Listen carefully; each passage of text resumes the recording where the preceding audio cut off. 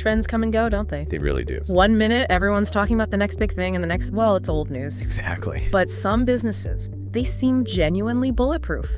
They just keep growing year after year, almost impervious to economic downturns, big technology shifts, or even, global pandemics. Right. Rock solid. Today, our mission is to really peel back the layers. We want to uncover 15 evergreen business ideas that aren't just surviving, but actually thriving. And look, these are businesses we expect will still be making significant money way out in 2035. We're talking about concepts really built for resilience, for long-term potential. That's right. And our deep dive today, it's all about cutting through that noise. You've given us some great source material, and our job is to pull out the core, the enduring insights from it. Going beyond the fleeting trends. Exactly. Beyond those things that grab headlines for 5 minutes and then just vanish. What we want to illuminate for you are tangible models. Models people are actually using to build sustainable empires right now, every single day. Real-world stuff. Real-world stuff. The goal is to identify and really analyze these business concepts that are so deeply rooted in constant human needs.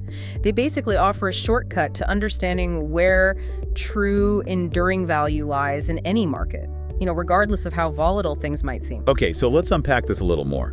When we use this term evergreen in a business context, what exactly makes a venture truly evergreen? What's the sort of fundamental principle we should be looking for? Well, what's truly fascinating here, if you think about it, is that an evergreen business, at its core, its very essence, focuses on fundamental human needs.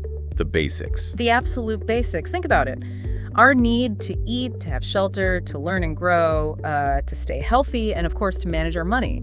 These aren't fads. They are universal, unchanging constants of being human. Right. Now, technology will undeniably change how these needs are met, or the delivery mechanisms we use. I mean, think about food delivery now versus 10 years ago. Totally different game. Completely. Yeah. But the underlying demand for nourishment, security, knowledge, well-being, financial stability, that remains absolutely immutable, doesn't change. And understanding this core principle, that's paramount for anyone thinking about launching a venture, or even just wanting to be really well informed about economic resilience in this increasingly dynamic and sometimes unpredictable world. So it's about building on bedrock, not shifting sands. Precisely. You got it. That makes profound sense. It's tapping into something so wired into us that it just transcends temporary market stuff. So, okay, with that framework, let's dive into these categories. Starting with maybe the most foundational of all, businesses meeting our most basic essential needs. #TechBoy, meeting our most basic and essential needs. All right, first up, food and beverage businesses. On the surface, it almost seems too obvious, doesn't it? Humans will always need to eat. Yeah, it's arguably the oldest, most reliable industry there is. Exactly. It's obvious precisely because it's non-negotiable. But while the core need is ancient, the opportunities in 2025, they're anything but basic. The real insight isn't just that we eat, but how.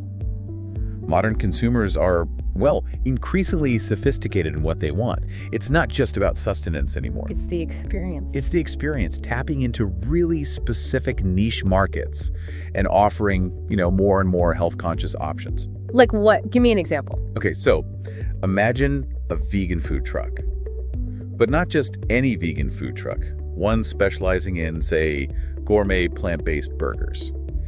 Everything's crafted meticulously, locally sourced ingredients, appealing to that growing group focused on sustainability, ethical eating. Gotcha. Or think about a super personalized, healthy meal prep service. Maybe it even uses AI to tailor nutrition plans for busy professionals who have specific dietary needs or fitness goals. Right, so they're not just selling calories. Not at all. They're selling convenience. They're reflecting conscious lifestyle choices, offering highly specialized, often data-driven solutions. And it's not just about the new trendy stuff either, is it? Traditional places, restaurants, bakeries, cafes, snack shops, they still thrive. So what's their secret in such a tough market? Yeah, that's a great point. The source material consistently points to a few things, focusing on unique flavors that create a really memorable experience, cultivating strong, authentic branding that clicks with their audience, and maintaining a dynamic social media presence. Building community, fostering loyalty. It's creating a distinct identity, connecting deeper than just a transaction. And delivery models are changing too, right? You mentioned cloud kitchens. Oh, absolutely. That's a huge innovation. Cloud kitchens, basically restaurants with no dining room, all delivery. They've just exploded. Why is that? Lower overhead. Significantly lower overhead compared to traditional spots. This lets entrepreneurs run multiple food concepts, maybe even test things out, with way less risk and much more scalability. Interesting. It really shows how innovation changes the methods of delivery and access, but that core human hunger, it remains completely unshaken, always served. That adaptability point is key.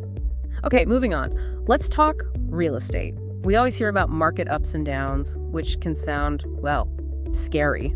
Yet, the sources say real estate has created more millionaires than almost anything else.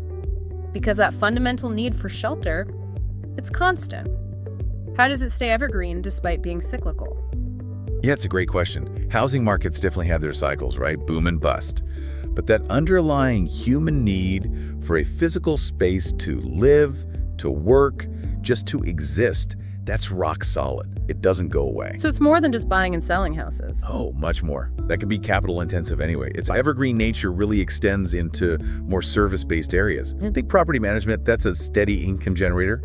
Real estate investing, the vacation rental market, which is huge now, commercial leasing. Right. Think about it. A city grows, people move, businesses expand or shrink. Yeah. All that activity needs space. Okay, so even if you don't have huge amounts of capital, there are ways in. I know platforms like Airbnb and Vrbo have been like a total game changer for regular people. Absolute game changer. They've enabled ordinary folks to turn extra rooms or properties into pretty consistent income. Democratized access, just like you said. Yeah. And for those who maybe don't want the hassle or cost of owning property directly, you can still tap into this evergreen need by starting, say, a property management company. Handling the day-to-day for landlords. Exactly. You're providing a crucial service, handling tricky tenant issues, making sure rent gets collected, coordinating maintenance. It shows how market fluctuations don't kill the need for shelter. They just shift the approach or the specific services that are hot within that broader ecosystem. The core need is always there. And speaking of non-negotiable needs for families today, childcare services. Always in high demand. Parents are busier than ever. Quality childcare seems essential. It really is. Yeah. And you have to ask, why is it so evergreen, even when families feel financial pressure? Yeah, why? The core reason, stressed in the sources, is absolute necessity, plus, maybe even more critical, trust. Whether you run a big daycare center, an after-school program, or just a babysitting service, parents aren't just looking for a drop-off spot. They need peace of mind. Total peace of mind. The non-negotiable key is providing an environment that's safe, yes, but also genuinely engaging, stimulating, educational. When a service delivers that quality, parents are usually more than willing to pay a premium. It's an investment, really. And in 2025, it's clearly more than just basic supervision, right? It's about adding value. Absolutely. Successful providers are offering extra features to stand out. Think integrating language learning early on, STEM activities through play, creative arts programs. Wow. These aren't just nice-to-haves. They elevate childcare from a necessity to a real investment in a child's development. This approach attracts more discerning clients, justifies higher rates, and makes the service even more valuable for modern families who get the importance of early development. That non-negotiable need, plus the premium on quality, that's what makes it so robustly evergreen. Okay, last one in this basic needs category, cleaning services. It sounds simple, maybe even overlooked sometimes, but cleaning never goes out of style, does it? Homes, offices, everywhere. It really is a fantastic example of a low-overhead, high-demand evergreen business. The beauty is its accessibility and potential for steady income. Low startup costs? Very low. You can literally start with just a few basic supplies, and the potential for recurring customers is huge. Once you get a loyal client, a family, a small business, that often means a predictable income stream. The value prop is simple. People value their time, and outsourcing cleaning is often a clear win. Are there specific niches or trends popping up in cleaning for 2025? Yes, definitely. The sources point to a big, growing demand for eco-friendly cleaning services. Using natural products. Exactly. Appealing to health-conscious, environmentally aware clients who don't want harsh chemicals. Beyond that, specialization is key to standing out and getting better rates. Like? Well, think post-construction cleaning that needs specific skills. Deep carpet cleaning, often for health reasons. Or even specialized Airbnb turnover services, where speed and detail are critical for good reviews. Makes sense. The more reliable you are, the more specialized, the more referrals you'll naturally get. It just highlights that simple, constant need to maintain our spaces. That's never going away. Hashtag tab 2, investing in self-improvement and personal well-being. All right, let's shift gears. Let's explore businesses that really tap into our desire to grow, learn, feel our best. First up, education and tutoring. The need to learn, it never disappears. Seems pretty recession-proof. It absolutely is, backed by centuries of human behavior, right? Helping a kid with math, an adult learn a new language for work, music lessons. It's fundamental, always evolving. And the big opportunity now is online, isn't it? Huge. The sources hammer this home. The massive expansion into online tutoring and really specific skill-based courses. This isn't just a pandemic thing, it's a permanent shift. That's a massive transformation, connecting with students anywhere. What does that mean for access and scale? Exactly. Platforms like Zoom, Google Meet, sophisticated learning systems, you can genuinely reach students across time zones globally. It democratizes access to specialized knowledge like never before. And passive income potential, too. That's the really compelling part. Develop and record high-quality lessons, package them as online courses. They can generate revenue long after you've made them. And the real leverage, specializing in in-demand skills. Like coding, design. Yeah, the cutting-edge coding, advanced graphic design, data analytics, niche test prep for competitive exams. These skills are always needed in a world that changes so fast. It guarantees the ongoing value of specialized knowledge. Okay, from the mind to the body. Health and fitness services. People are definitely more health conscious than ever and willing to pay for guidance in this huge billion-dollar industry. It's massive and keeps growing because health is universal. Everyone cares about it. So whether you see yourself as a personal trainer, a yoga instructor, a nutritionist, an online fitness coach, there's immense need for expert guidance, personalized plans, motivation. And it's flexible, right? Online and offline. That's a big advantage. You can operate effectively both ways. In-person builds strong connections, allows that direct, hands-on guidance.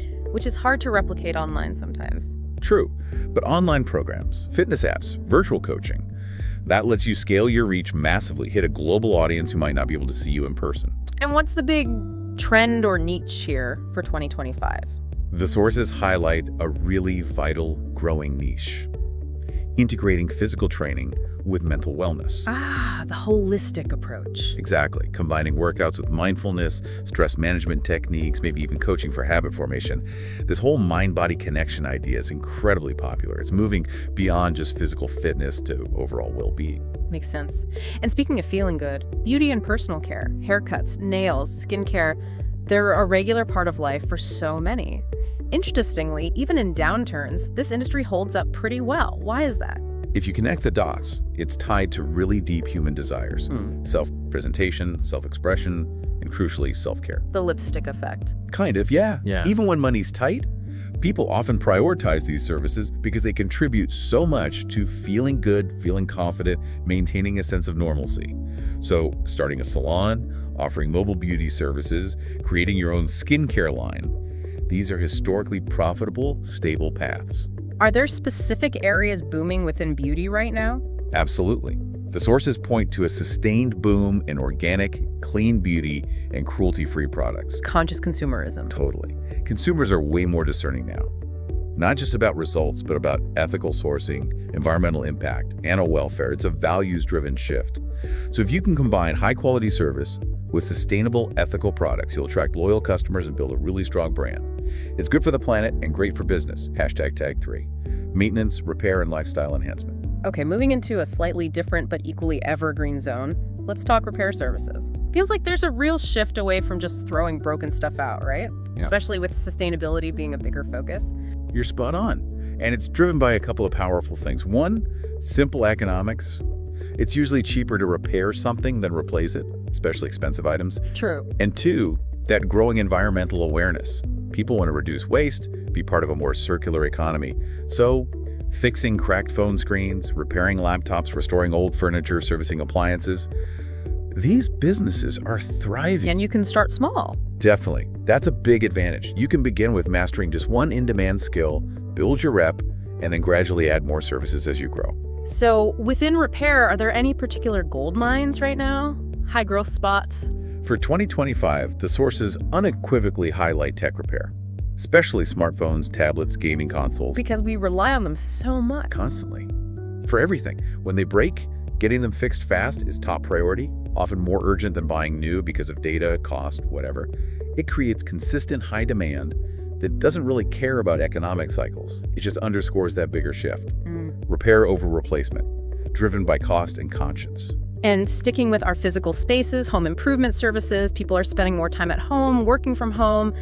Seems like they're investing more in upgrades. It's a truly perennial need. Well, our homes aren't just shelters anymore. They're sanctuaries, hospices, entertainment centers, our biggest investments. Right. So there's this constant demand for a huge range of services. Yeah. Basic stuff like painting, landscaping, more complex things like plumbing upgrades, kitchen remodels. Even small handyman jobs. Absolutely. Fixing shelves, installing lights, those can add up to a really steady income. The beauty is, if you have a skill, carpentry, design, installation, general handiwork, this industry genuinely never runs out of work. People are always looking to maintain, enhance, adapt their living spaces. It's a continuous cycle. #tag4. Navigating and enabling the modern digital economy. Okay, let's pivot now. Let's talk about businesses that are just essential in today's connected world, those that help us navigate the digital economy. First, digital marketing services. Seems obvious, but every business needs customers. And in 2025, digital marketing isn't just important, it's the engine driving it all. You absolutely nailed it. Today, if a business doesn't have a strong strategic digital presence, it's basically invisible. Scary thought for a business owner. It is. And that creates enormous constant demand for digital marketing expertise. If you have skills running effective Facebook ads, creating engaging TikToks, mastering SEO. And SEO, making sure you show up in searches. Exactly. Search engine optimization. Getting found when someone's actively looking for what you offer. Or designing websites that actually convert visitors into customers. These skills are incredibly high value. Businesses have to pay premium rates because it directly leads to customers, brand awareness, revenue. And it scales really well, doesn't it? From one person to a whole agency. Totally.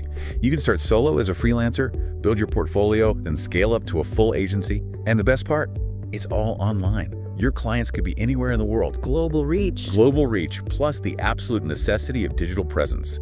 Makes it incredibly robust, always evolving, and profoundly evergreen. Plus, things like privacy changes, the death of third-party cookies. That creates new needs for marketers skilled in first-party data, community building. It's always adapting. Okay, from getting customers to getting products to them. E-commerce. Selling online. Consistently called one of the most scalable evergreen businesses. It's a juggernaut, still redefining retail. The beauty is the potential. Sell physical goods, digital downloads, handmade crafts, specialized services. Anything. And platforms make it easier to start. Way easier. Shopify, Etsy, Amazon, they've lowered the barrier so much. Almost anyone can set up an online store now. But the real secret to lasting success in 2025, the sources are clear. Niche targeting. Finding your specific audience. Exactly. Identifying and serving a very specific group with products or solutions they can't easily find elsewhere. Solving their particular problem. So less trying to be everything to everyone, more laser focus. Precisely. Combine that niche strategy with smart social media marketing, and you create a business that can run 24/7, reaching customers globally while you sleep. That always-on nature, plus constant evolution, think subscriptions, live shopping, AR try-ons, and the power of specialization, that guarantees e-commerce stays evergreen. It's about building a brand for a specific community. And tied directly to e-commerce booming is transportation and delivery. Online shopping's at an all-time high, so reliable delivery is in huge demand. It's a direct consequence of the convenience economy, right? We don't just want fast, reliable delivery, we expect it. Yeah, it's the standard now. Which makes logistics a perpetually necessary high-volume service. You can start a local courier service, a moving company, maybe even something specialized like delivering medical supplies or fragile goods. Lots of possibilities if you can identify and reliably serve a need. And in cities, I've seen more bike and scooter deliveries. Yes, that's a keen observation and a growing trend. In dense urban areas, they're often faster in traffic, perfect for that last-mile delivery. Plus, they're more eco-friendly, which appeals to businesses and consumers trying to be greener. It just shows how that demand for convenience and speed keeps driving innovation in logistics. Always needed. Next, event planning, weddings, conferences. People always want to celebrate, connect, gather, and making that happen takes serious organization and creativity. It taps into that fundamental human need for connection, celebration, shared experiences. And technology has adapted and even amplified it. How so? The sources specifically mention hybrid events combining in-person and virtual elements as a major trend for 2025 and beyond. Reaching more people. Exactly. It dramatically expands your market. You cater to locals who want to be there physically, and a global audience participating online. Breaks down geographical barriers. So it's not just traditional events anymore, it's blending physical and digital. Precisely. You can start small local gatherings, smaller parties, build experience and reputation, then work up to big budget corporate gigs or destination weddings. And key to success, strong vendor relationships. You're juggling caterers, venues, AV, entertainment. Lots of moving parts. Tons. But it highlights how that enduring need for connection and celebration is constantly adapted by tech, making it evergreen. And speaking of digital platforms, content creation. Blogs, YouTube, podcasts like this one, it's a long game for sure, but rewarding because brands will always pay for attention. They absolutely will, and they pay a premium for earned attention. In this attention economy, valuable, authentic content is king. How do creators make money? So many ways, and always evolving. Sponsorships, affiliate marketing, selling products, subscriptions for exclusive stuff. The sources note that for 2025, short-form video, TikToks, YouTube Shorts is huge, grabbing massive audiences. But long-form isn't dead. Not at all. It also emphasizes that long-form, deep educational content still has a very loyal audience hungry for in-depth knowledge. So room for both. What's the key to succeeding in such a crowded space? It's about understanding your audience and delivering value consistently. The absolute key, regardless of format, is consistency and building real trust with your viewers or listeners. When you do that, you create an incredibly powerful evergreen asset, a loyal community. This whole industry thrives on our constant demand for stories, info, entertainment, always relevant. Okay, finally, let's wrap up the specific ideas with financial services. Managing money, something people will always need help with, makes it stable, often high-paying. Maybe the most universal need after basic survival. Individuals, huge corporations, everyone needs to manage money effectively, strategically, compliantly. So services like bookkeeping, tax prep, planning. Exactly. Bookkeeping for small businesses, personal tax help, financial planning for retirement or investing. These aren't just in demand, they're indispensable. That creates a stability few other industries have. And with the gig economy, freelancers, new small businesses, feels like there's a big opportunity there, maybe underserved. Huge opportunity. Critical point for 2025. With more freelancers and small businesses than ever, there's enormous potential to offer affordable, tailored financial guidance to people who can't afford the big traditional firms. Like simplified bookkeeping, tax advice for self-employed. Precisely. Or even fractional CFO services for startups. It fills a massive need for accessible, trustworthy financial advice. Just underscores that universal, perpetual need to navigate finances, no matter the economy or income level. It's about making financial intelligence more accessible. Okay, this is where it gets really interesting. We've covered a lot: vegan food trucks, financial planning, digital marketing, childcare. If we zoom out now, what common threads, what core principles tie all these diverse evergreen businesses together? What's the real takeaway for the listener here? That's the crucial question, isn't it? And the patterns become pretty clear when you step back. First, and maybe most important, is the adaptability of core needs, meaning technology constantly changes the tools or the delivery methods. Think cloud kitchens for food, online platforms for education, hybrid models for events. But the fundamental human demand underneath, that stays absolutely constant, rock solid. That's what makes them bulletproof. Exactly. Needs for food, shelter, knowledge, health, connection, financial security. They aren't trends. They're just part of being human. Okay, what else? Second, we saw repeatedly the power of niche and specialization. So many of the best 2025 opportunities involved finding a very specific audience or solving a very particular problem. Like the vegan truck, eco-cleaning, tech repair for gamers. Right. Focusing on a niche lets you cut through the noise, stand out, serve a targeted demand really well. It builds loyalty, reduces competition, often allows for premium pricing. Makes sense. Third, the powerful trend of leveraging both online and offline. Many of these businesses blend in-person services with online scalability. Think fitness coaches with clients both in the gym and online, or event planners doing hybrid events. Best of both worlds. It offers huge flexibility, broadens your reach, lets you adapt to changing preferences, creates a really robust model. Got it. Fourth, and this is critical, especially for services. Trust and reliability are core currencies. Think childcare, cleaning, personal care, financial advice. These aren't just transactions. You're trusting them with important things. Immensely important things. Your kids, your home, your appearance, your money. So reliability, discretion, trustworthiness, they become paramount. Building and keeping that trust is an invaluable evergreen asset.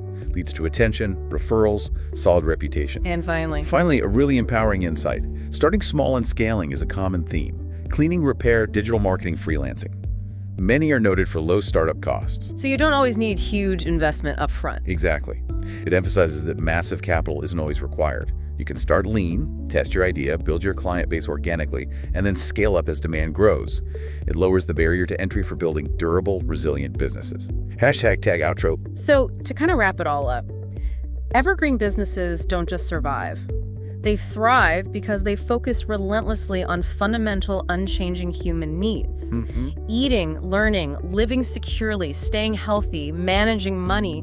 Technology might change the tools, revolutionize access, but that core human demand stays exactly the same. That's the source of their resilience, their viability. Absolutely. Yeah. So if you, our listener, are thinking about a new venture or just looking for stability, resilience, long-term income, the most potent strategy, identify one of these core needs.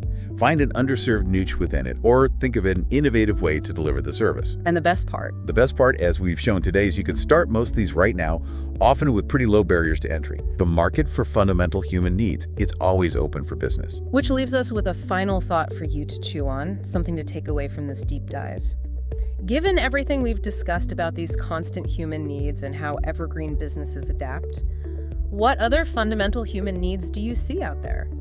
Needs that are maybe underserved right now or could be totally transformed by an innovative, evergreen approach in the years ahead. It's a great question to ponder. Think about that. Apply these insights to what you observe and maybe spark your own big idea.